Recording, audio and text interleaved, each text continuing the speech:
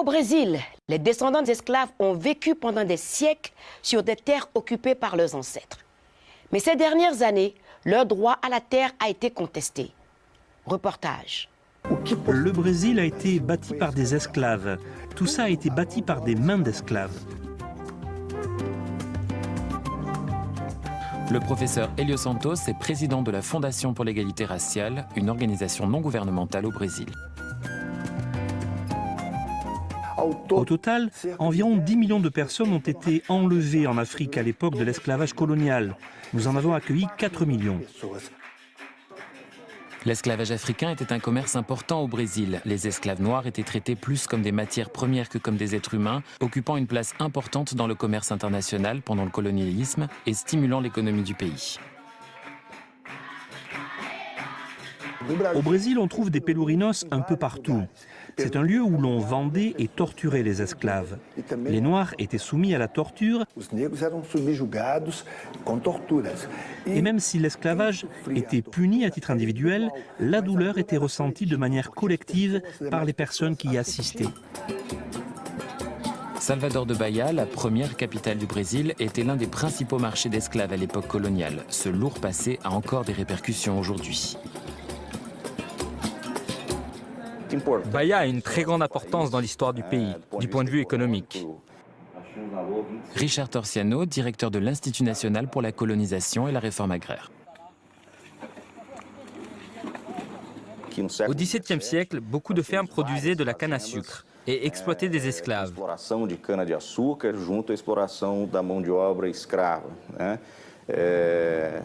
C'est l'un des États où l'on a identifié le plus grand nombre de communautés quilombolas. Les quilombolas étaient des esclaves qui s'étaient échappés des plantations et avaient établi leur propre colonie sur de petites étendues de terres agricoles. Ces colonies sont connues sous le nom de quilombos et beaucoup existent encore. Le quilombo, c'est un endroit où l'on trouvait des Noirs qui n'acceptaient pas l'esclavage. Certains quilombos étaient composés de 3 personnes, et d'autres, comme le quilombo de Palmarès, en comptaient 40 000. Le Brésil était le dernier pays des Amériques à abolir l'esclavage. Ça a duré jusqu'en 1888. Mon arrière-grand-père, qui était connu sous le nom de Pilo Lopes, s'est enfui d'une plantation. Mon grand-père, Samuel Lopes, a fondé ce quilombo.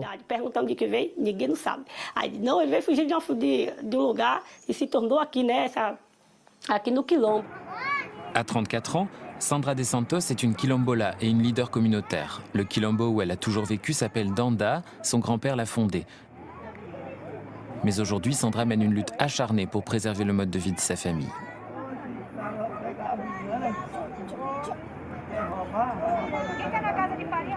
Ce qui a déclenché tous les problèmes, c'est le moment où une femme, qui prétendait être une héritière, est venue nous dire de quitter les terres, que ce n'était pas notre place, que nous n'avions plus à vivre ici.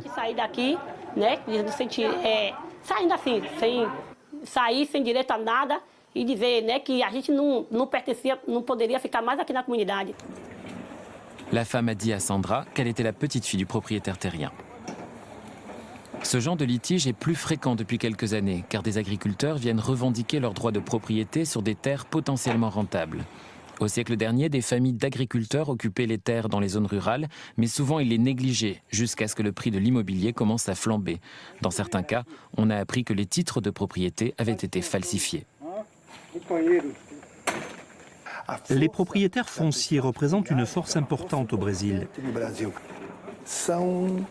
Il existe des milliers de quilombos et ils sont situés dans des zones très prisées. La cupidité économique et le capitalisme moderne sont une incitation pour eux. Sandra craignait que des tracteurs ne viennent détruire leur culture. Donc elle a rassemblé les membres de sa communauté et ils l'ont désignée pour régler le litige.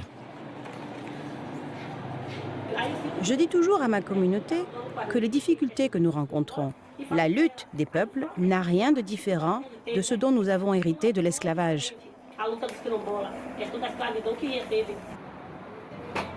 Sandra a fait appel à Richard Torsiano de l'INCRA pour en savoir plus sur une nouvelle clause sur laquelle elle est tombée pendant ses recherches sur les lois foncières, quelque chose qui pourrait sauver le quilombo.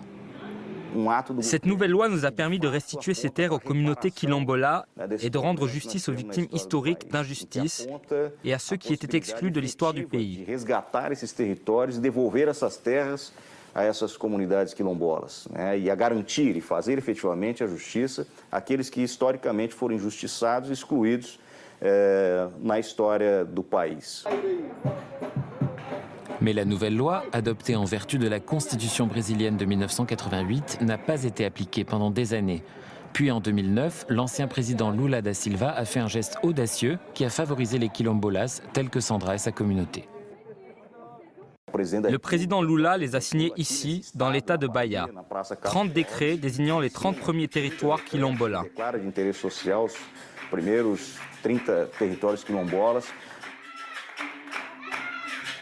Cela signifiait que les quilombolas devenaient les propriétaires officiels de ces territoires.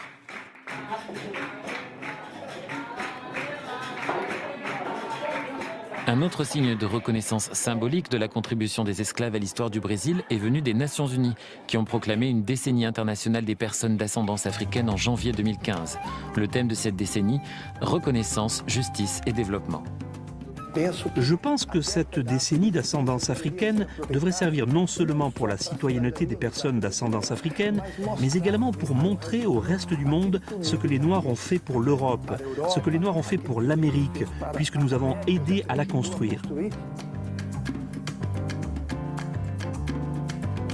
Le professeur Santos sait que même si l'esclavage est terminé, la lutte des descendants d'esclaves continue.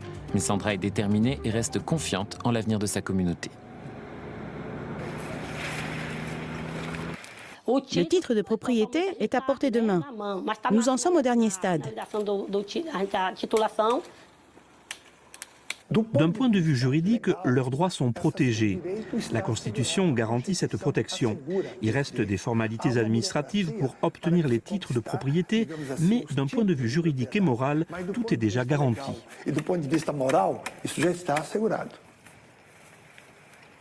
C'est un privilège pour notre communauté de Danda d'être la première communauté à recevoir un titre foncier ici, dans l'état de Bahia.